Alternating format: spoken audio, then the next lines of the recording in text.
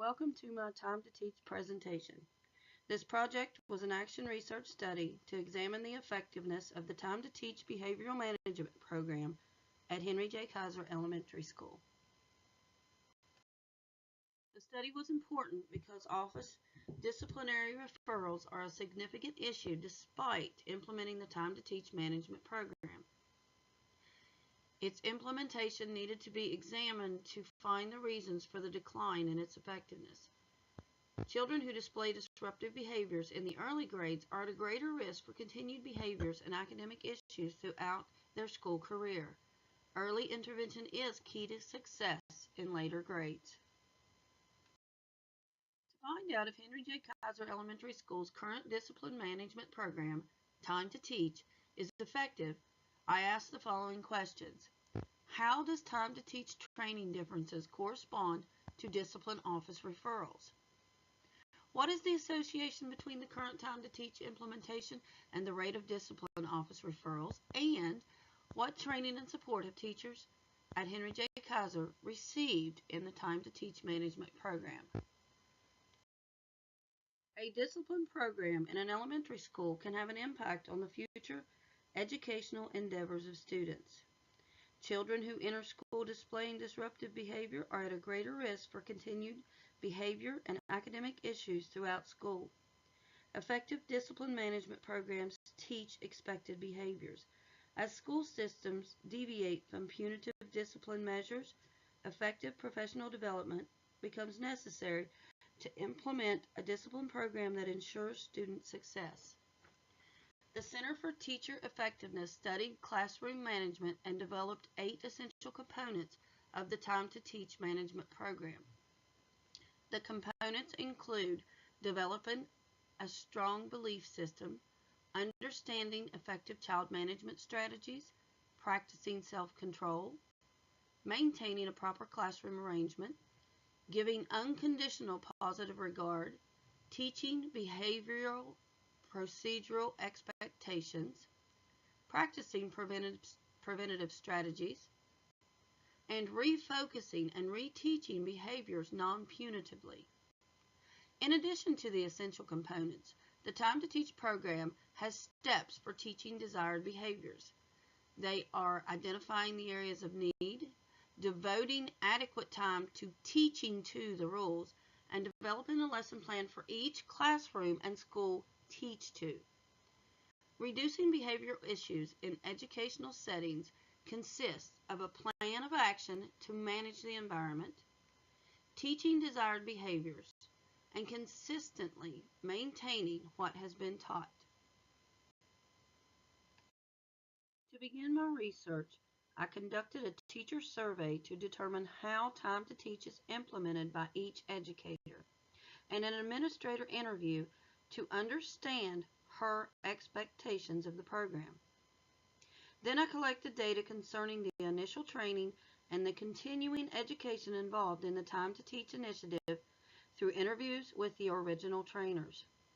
I also compared the processes required in the program with the processes used at HJK.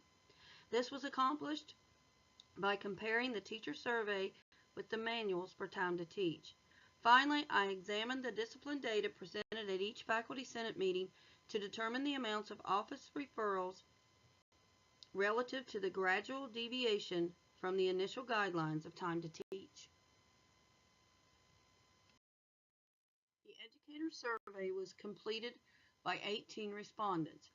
The results indicate that at least 28% of the staff failed to follow all components of the Time to Teach protocol. 17% do not use the program at all. 11% forego teaching behavioral and procedural expectations, and 28% omit at least one aspect of practicing preventative strategies, including refocusing and reteaching behaviors. The educator survey also measured the interest in professional development and the current rate of disciplinary office referrals. 56% of the staff would be interested in attending additional professional development concerning the Time to Teach program, and 39% of the staff did not know the status of the current office referral rates. After my educator survey, I interviewed Amber Hardman, principal at Henry J. Kaiser Elementary School. In response to the prompt, "It's time to teach an effective management program," Principal Hardman stated, "It is like any program and is only as effective as the commitment to it. When implemented properly, explicitly teaching expected behaviors and practice them with consistency, it is effective." Principal Hardman also stated that Henry J. Kaiser Elementary School uses the Time to Teach program because the students are young and have not had the opportunity to be taught social behaviors. She stated Time to Teach is based on teaching expectations and developing routines for each area of the school building that are consistent throughout all teachers and grade levels. Principal Hardman then related that Time to Teach professional development is offered yearly with an in-depth refresher completed annually, and that Henry J. Kaiser houses 2 Time to Teach trainers. After the administrative interview, I had a discussion with 2 of the original trainers for Time to Teach, Pamela Gurl and Janet Murray. Pam Gurl is a first grade teacher and staff trainer at HJK. Janet Murray is the Director of Federal Programs and Assessment for Jackson County Schools and was my original trainer for Time to Teach. During our interview, Pam Gurl stated that Time to Teach is an effective program when implemented properly. Teach the behavior you want, reteach it regularly throughout the year, and individually reteach for behavioral infractions on the student's time. According to Gurl, positive results from the Time to Teach program were immediate. Students learned the correct way for each procedure. Educators implemented school-wide consistent teach-tos for every expectation. But the program has lost some of its effectiveness. HJK has staff that have not been trained in the process and staff who have deviated from the original training. And the program is only effective in some classrooms and grade levels. To make the program effective, the staff needs more professional development to ensure consistency. Gurl stated that everyone needs to follow the same plan and develop a system to reteach on the student's time. Janet Murray then related that we use Time to Teach because it is a research-based, evidence-based classroom management curriculum that is based on the time-honored "if you want it, teach it." When asked how often is professional development offered for the continuation of Time to Teach, Janet Murray stated about every 5 years. In addition, we have the CDs and books for information and refreshers. I then compared the processes required in the program with the processes used at HJK. Important components of Time to Teach are teaching behavioral and procedural expectations, practicing preventative strategies, and refocusing and reteaching behaviors. According to the educator survey, 89% of the respondents teach behavioral expectations. 56% practice preventative strategies by reteaching on the student's time, and 56% consistently provide non-punitive reteaching by utilizing refocus forms. Time to Teach is effective when it is implemented universally and consistently throughout an institution. Thusly, Time to Teach management program at Henry J. Kaiser Elementary School is effectively implemented 56% of the time. Finally, I collected data from Henry J. Kaiser Elementary School's discipline records. The 2017-18 discipline records show that 78 students were given lunch academies for a total of 191 incidents. 10 students received in-school suspension for a total of 16 incidents. 10 students received out-of-school suspension for a total of 20 incidents, and 3 students were sent to the alternative school. 26.7% of all students had discipline issues. I then attempted to answer my questions. First, How does time to teach training differences correspond to discipline office referrals? Data confirm the testimonials of effectiveness by implementers of the time to teach management program, but the discipline and training data proved to be insufficient to accurately answer this question. Most trained educators stated that they were trained in time to teach by the original trainers.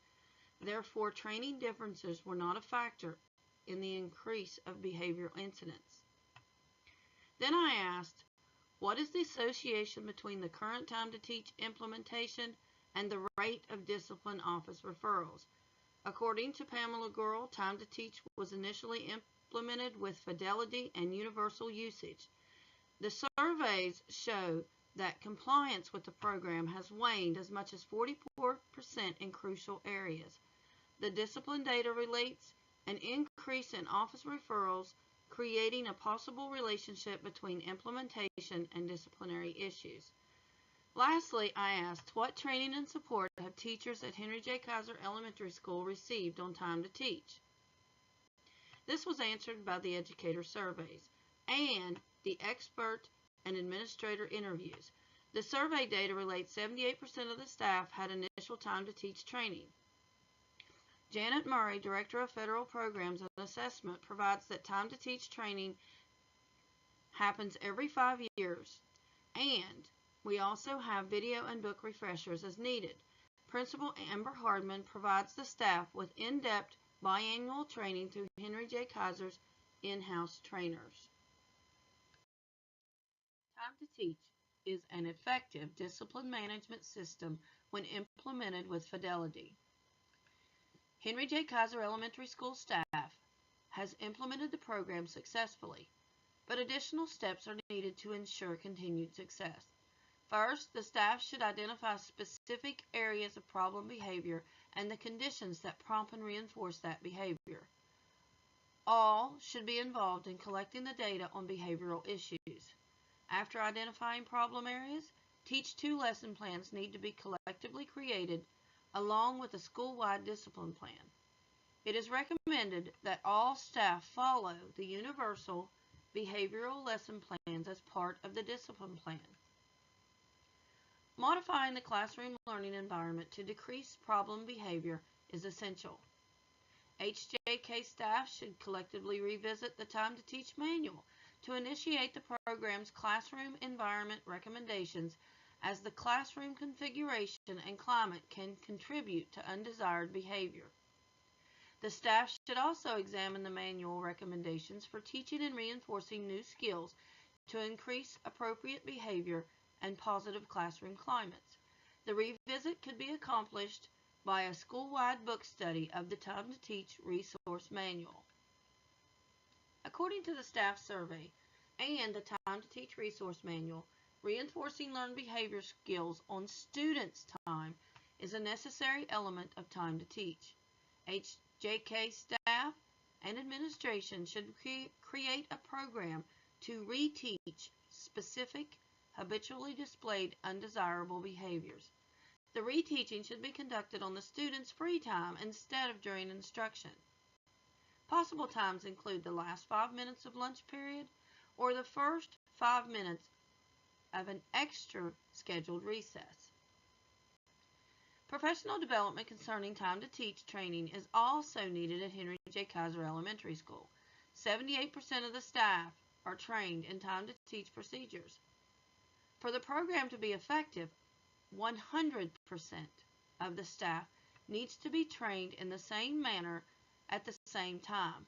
Universal training is needed to develop a consistent implementation of the program.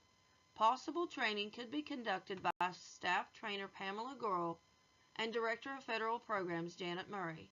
The professional development should occur prior to the first day for students. Thank you very much for listening to my presentation.